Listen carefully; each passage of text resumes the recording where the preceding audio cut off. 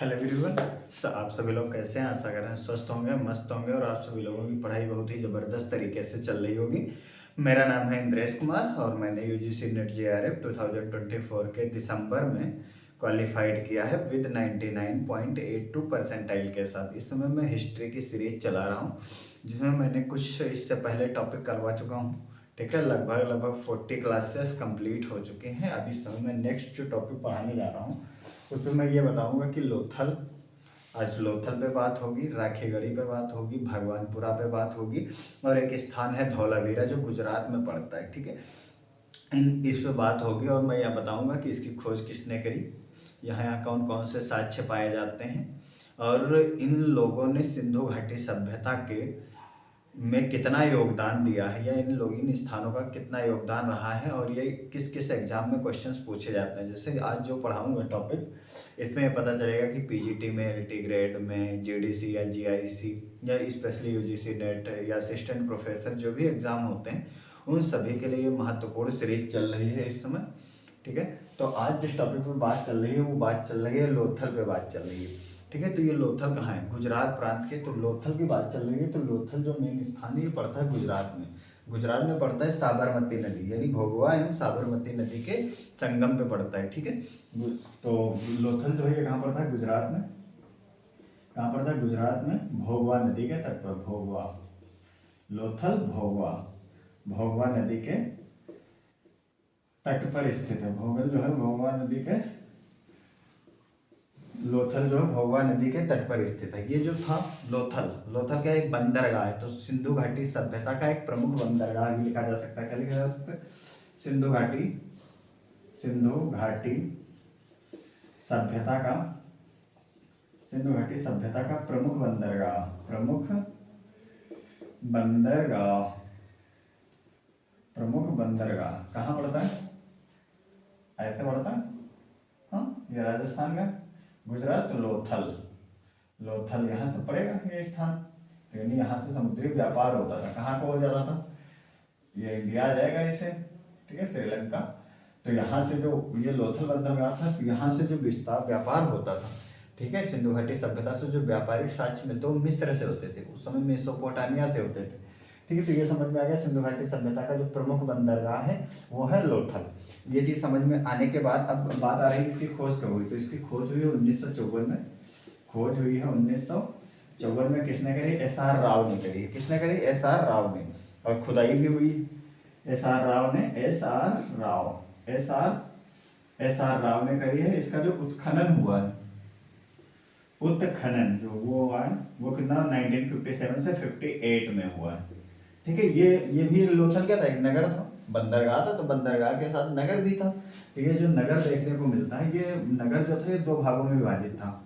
ये नगर दो भागों में विभाजित है। ये नगर जो था, एक है दुर्ग और दूसरा है निचला शहर के नाम से जाना जाता था। क्या है? एक का नाम है दुर्ग जो ऊपरी टिला होता था, एक निचला, निचला नगर। किसके? निचला नगर के नाम से। अब ये जो था लोथल, ये भी क्या था? चारों ओर किलेबंदी। किलेबंदी का मतलब है चारों ओर रच्चा प्राचीर से घिरा हुआ था। कैसे घिरा था? तो इसको लिख सकते हैं चारों तरफ, चारों तरफ रक्षा प्राचीर से घिरा। रक्षा प्राचीर का मतलब हो गया चारों तरफ बाउंड्री की गई थी, चारों तरफ रक्षा प्राचीर से घिरा। ठीक है, लोथल का अर्थ अगर देखा जाए तो ये चीज समझ में आ गई यहाँ से किस चीज के अवशेष मिलते हैं। अगर यहाँ से इसके अर्थ की बात करी जाए तो इसे बोलते हैं मुर्दों का नगर भी बोला जाता है। लोथल को क्या बोलते हैं? मुर्दों का, मुर्दों का नगर। क्या बोला जाता है? मुर्दों का नगर बोला जाता है। और यहाँ से क्या मिलता है? मुर्दों का नगर हो गया। इसके बाद है इसे लघु हड़प्पा या मोहनजोदड़ो या लघु मोहनजोदड़ो के नाम से भी जाना जाता है, क्योंकि यहाँ भी वही लगभग साक्ष्य मिलते हैं, उसी तरह के बिल्डिंग्स मिलते हैं, इमारतें मिलती हैं, घर मिलते हैं, व्यापार होता था। तो इसे क्या, इसे लघु हड़प्पा, इसे लघु हड़प्पा या लघु मोहनजोदड़ो के नाम से भी जाना जाता है। लघु मोहनजोदड़ो, लघु मोहनजोदड़ो के नाम से भी जाना जाता है। इसे लघु हड़प्पा या लघु मोहनजोदड़ो के नाम से भी जाना जाता। अब लोथल है, वो एक बंदरगाह था, तो लोथल का जो घनिष्ठ संबंध है वो सिंधु घाटी सभ्यता से है। इससे मोहनजोदड़ो से था। मोहनजोदड़ो या हड़प्पा से था। हड़प्पा मतलब मोहनजोदड़ो पाकिस्तान में पड़ते थे, यहाँ से व्यापार होता था। और मोहनजोदड़ो से होते हुए कहाँ से, मिस्र से होता था, मेसोपोटामिया की सभ्यता से होता था। तो ये क्या है, एक बंदरगाह है, ऐसा बंदरगाह है जो समुद्री बंदरगाह है जहाँ से व्यापार होता था। तो लोथल से बात आ जाएगी व्यापार की। व्यापार की बात आ जाएगी तो यहाँ से कहाँ कहाँ होता था, मिस्र, मिस्र की सभ्यता से होता था और मेसोपोटामिया की सभ्यता से होता था। मेसोपोटामिया की सभ्यता से यहाँ से जो होता था, यहाँ से व्यापार देखने को मिलता है। ये चीज समझ में आ गई होगी। सिंधु घाटी सभ्यता में जो व्यापार होता था वो लोथल से कहाँ से होता था, मिस्र और मेसोपोटामिया के जैसे वहां से होता था। ठीक है, अब यहाँ से क्या क्या साक्ष्य मिलते हैं वो देख लेते हैं।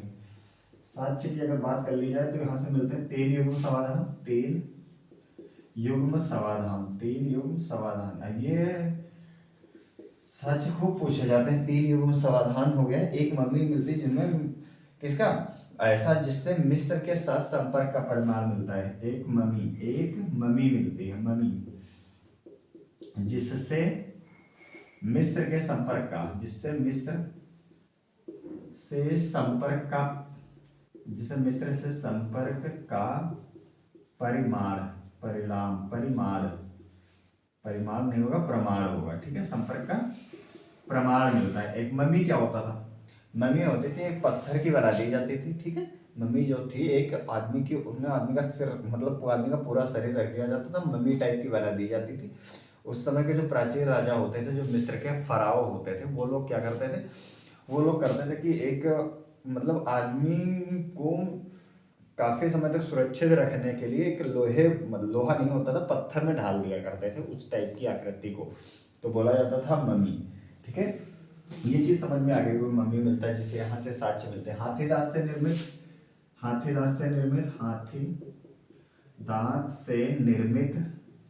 हाथी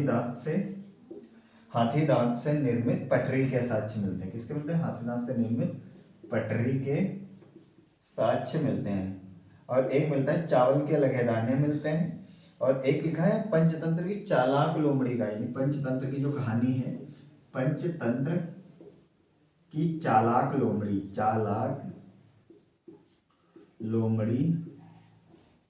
पंचतंत्र की चालाक लोमड़ी का अंकन, ये चीज देखने को मिलती है। यहाँ से घोड़े की लघुमरण मूर्ति मिलती है, नाव का एक मॉडल मिलता है, अनाज पीसने की एक चक्की है।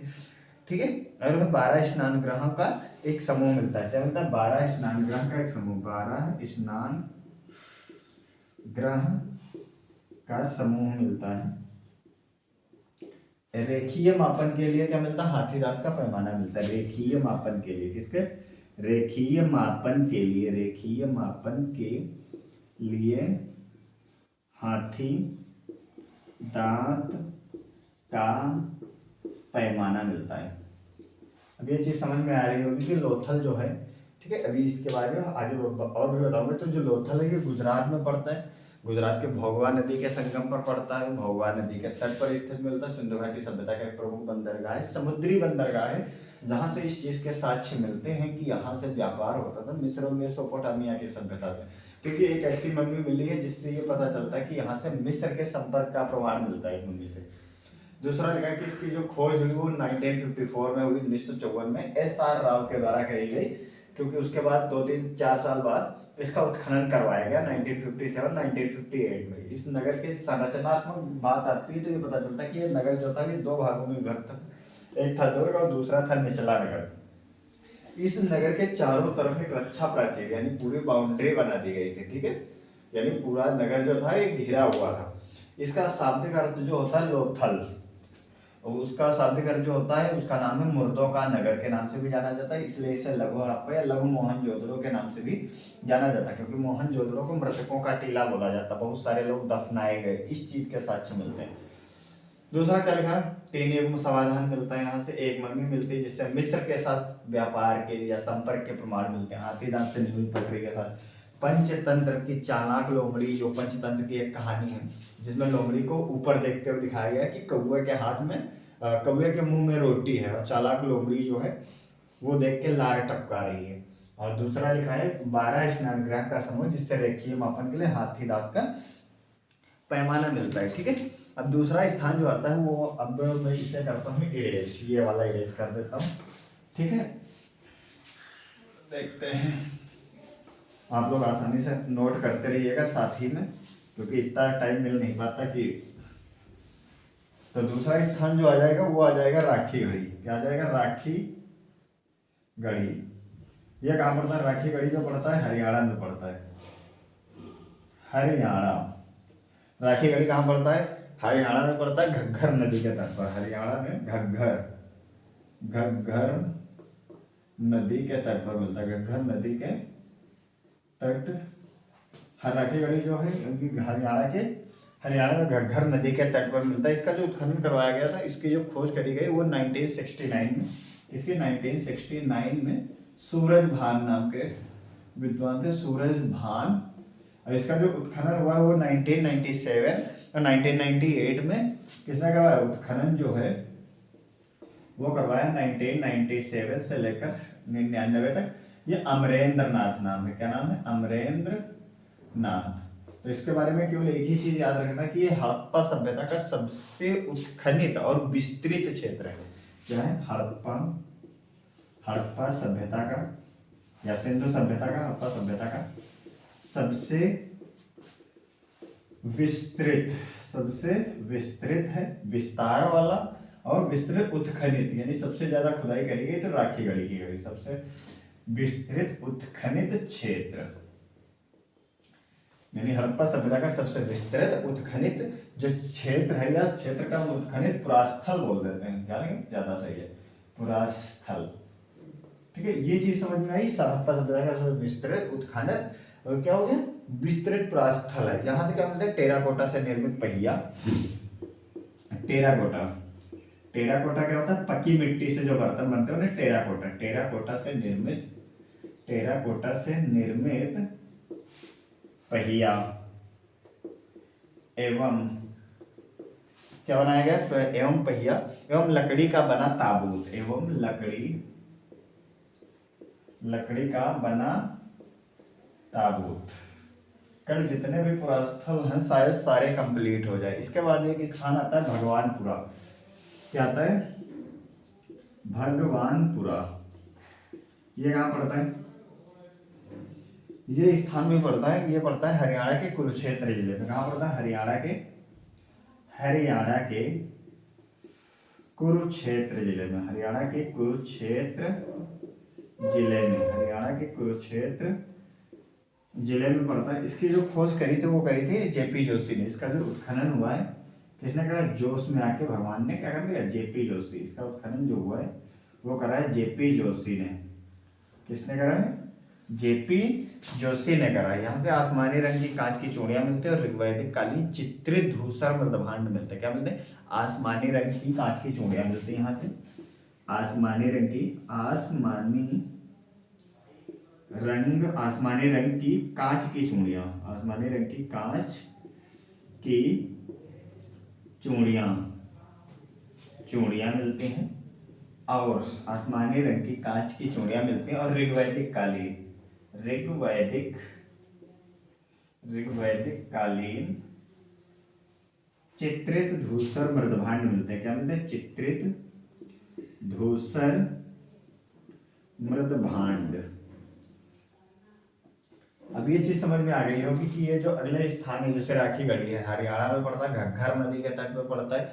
इसके जो उत्खनन करवाया वो किसने? अमरेंद्र नाथ ने करवाया है। और इसकी जो खोज करी गई थी वो 1969 में करी थी। खोज हुए हैं जो सूरज भान ने करी है। ठीक है, हड़प्पा सभ्यता का सबसे विस्तृत और उत्खनित क्षेत्र है। यहाँ से मिलते हैं टेराकोटा से बनी, यानी जो पकी हुई मिट्टी से जो बनाया गया पहिया है उसका साथ मिलता है। लकड़ी का ताबूत बनाया गया है जो बैलों के उस पर रखा जाता है, उसे ताबूत बोलते हैं। ठीक है, जो जुआ या माची जो देसी भाषा में बोलते हैं। ये हो गया। भगवानपुरा है जो हरियाणा के कुरुक्षेत्र जिले में पड़ता है। ठीक है, हरियाणा से सबसे ज्यादा जो साक्ष्य मिलते हैं हड़प्पा पुरास्थल के वो गुजरात से देखने को मिलते हैं, और घग्गर नदी के तट पे भी बहुत सारे मिलते हैं। तो भगवानपुरा जो है हरियाणा के कुरुक्षेत्र में पड़ता है। इसका खोज किसने करी? तो उत्खनन करा है जेपी जोशी ने। यहाँ से मिलते हैं कांच की चूड़ियाँ मिलती हैं और चित्रित धूसर मृदभांड PGW के जो साक्ष्य मिलते हैं और एक वैदिक कालीन है वो यहीं से मिलते हैं। चौथा एक स्थान आता है वो उसकी बात लोथल हो गया है। अब बात हो रही है धौलावीरा की। अब ये धौलावीरा भी देख लो, इसके बाद कल जितने भी हैं सारा कंप्लीट हो जाएगा। इसके बाद बात आती है धौलावीरा की। किसकी बात आती है? धौलावीरा की। धौलावीरा जैसा कि नाम से ही पता है, धौला का मतलब हो जाएगा सफेद, धौला का मतलब धवल, धवल का मतलब हो जाएगा धौला, धौला का मतलब होता है सफेद, धौला का मतलब होता है सफेद, सफेद। वीरा का मतलब होता है कुआं, वीरा का मतलब होता है कुआं, यानी अर्थ क्या हो जाएगा? सफेद कुआं। धौलावीरा का शाब्दिक अर्थ क्या हो जाएगा? सफेद कुआं हो जाएगा। कहाँ स्थित है? गुजरात के कच्छ में स्थित है। कहाँ? गुजरात के कच्छ में, गुजरात के कच्छ में, गुजरात के कहाँ स्थित है? कच्छ में स्थित है। इसका जो उत्खनन कराया गया 1990 में, 1990 से 91 में किसने करा था? RS विष्ट ने, RS विष्ट, RS विष्ट ने। अभी इससे पहले मैंने बताया था जो RS विष्ट थे वो, उससे पहले जो लोथल में थे वो किसने करवाया था? SR राव ने, लोथल में कराया था SR राव ने। और जो धौलावीरा है गुजरात के कच्छ में स्थित है, ये किसने करवाया है? ये JP जोशी ने करवाया। इसका जो उत्खनन हुआ है और 1990 से 91 में ये करवाया है RS विष्ट ने। ठीक है, RS विष्ट ने कराया है उत्खनन। खोज तो इसकी भी JP जोशी ने ही करी है। उत्खनन जो है, खोज की बात अगर कर ली जाए, खोज है तो JP जोशी है, JP जोशी।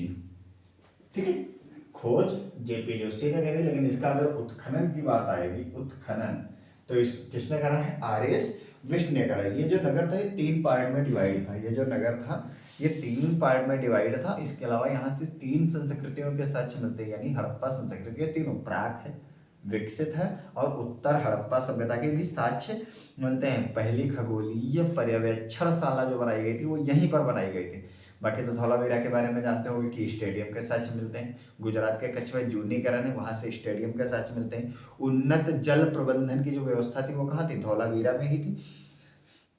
ठीक है, कहाँ? समुद्र सुनामी जैसे समुद्री तूफान का भी साक्ष्य यहीं से मिलता है। और एक यहाँ से सैंधव लिपि की मिलती है 10 बड़े अक्षरों का साक्ष्य, जिसे मृड पट्टी, मृड पट्टी का मतलब पट्टिका या सूचना पट्ट अभिलेख भी बोला जाता है। यानी ये जो धौलावीरा स्थान है ये बहुत ज्यादा इंपॉर्टेंट है। अब देखो यहाँ से धौलावीरा का शाब्दिक अर्थ क्या है? सफेद कुआं हो जाता है। कहाँ मिलता है? गुजरात के कच्छ में स्थित है। इसका जो खोज करी थी वो JP जोशी ने करी थी और उत्खनन जो करा था 1990 में, 1990 से 91 में RS विष्ट ने करा था। ये जो नगर है वो 3 पार्ट में डिवाइड है। पहला पड़ता है दुर्ग, ठीक है, दूसरा पड़ता है मध्यम नगर, क्या पड़ता है? मध्यम नगर, और तीसरा पड़ता है निचला नगर, निचला नगर। 3 भाग जो देखने को इसके मिलते हैं। अब दूसरी बात आती है, अब यहाँ पे देख लेते हैं मैंने क्या बताया, खगोलीय पर्यवेक्षणशाला। सर्वप्रथम खगोलीय पर्यवेक्षणशाला मिलता है। सर्वप्रथम खगोलीय पर्यवेक्षणशाला, पर्यवेक्षण खूब पूछा जाता है क्वेश्चन। सर्वप्रथम खगोलीय पर्यवेक्षणशाला में उन्नत जल प्रबंधन का, उन्नत जल प्रबंधन का, उन्नत जल प्रबंधन का सर्वश्रेष्ठ उदाहरण है, सर्वश्रेष्ठ उदाहरण है। एक चीज ये हो गया। दूसरा क्या मिलता है? यहाँ से स्टेडियम का साक्ष्य मिलता है। क्या मिलता है? स्टेडियम, स्टेडियम का मतलब सीढ़ीदार, सीढ़ीदार संरचना का साक्ष्य मिलता है जो बैठने के लिए बनाए जाते थे। सीढ़ीदार संरचना का साक्ष्य मिलता है, सीढ़ीदार संरचना का साक्ष्य मिलता है। एक है गुजरात के जूनीकरण से, कच्छ में पड़ता है ये जूनीकरण, जूनीकरण से भी स्टेडियम का साक्ष्य मिलता है। जूनीकरण से भी स्टेडियम, क्या लिखा है इंग्लिश में? स्टेडियम का साक्ष्य मिलता है। एक ये चीज समझ में आ गई। और क्या मिलता है? सैंधव लिपि का एक मिलता है जिसमें 10 अक्षर मिले गए हैं। क्या मतलब? सैंधव लिपि के एक साक्ष्य मिलते हैं उसमें 10 अक्षर लिखे हुए हैं। लेकिन मैंने बताया था कि ना सैंधव लिपि को अभी तक पढ़ा नहीं जा सका है। ठीक है, क्योंकि वहां से एक तो चित्रित लिपि थी कि किलाकार नहीं थी, किलाकार सुमेरियन के थे, चित्रात्मक लिपि थी और चित्रों से ये पता नहीं चला कि इसमें लिखा क्या है। और ज्यादा बड़ा लेख भी नहीं मिला है जो बहुत ज्यादा मिलाया जाए, केवल 10 ही मिले हैं, 10 अक्षर। सैंधव लिपि में, सैंधव लिपि में लिखे 10 बड़े अक्षरों का साक्ष्य मिलता है, 10 बड़े अक्षरों का साक्ष्य मिलता है, जिसे पट्टिका बोलते हैं, जिसे पट्टिका एक ही लाइन में मिले, पट्टिका या सूचना पट्ट अभिलेख भी बोलते हैं, या सूचना यानी कोई चीज लिखी गई है, ये नहीं पता क्या लिखा गया, सूचना पट्ट अभिलेख, क्योंकि एक ही लाइन में जो निर्देश देने थे वो सारे दे रखे हैं। ये चीज समझ में आ गई। स्टेडियम के भी साक्ष्य मिलते हैं। शैलकृत स्थापत्य के प्राचीनतम प्रमाण मिलते हैं। शैलकृत, शैलकृत का मतलब हो गया पत्थरों को काट कर बनाए गए। शैलकृत स्थापत्य, शैलकृत स्थापत्य के प्राचीनतम प्रमाण मिलते हैं। क्या मिलते हैं? शैलकृत स्थापत्य के प्राचीनतम प्रमाण जो है कहाँ से मिलते हैं?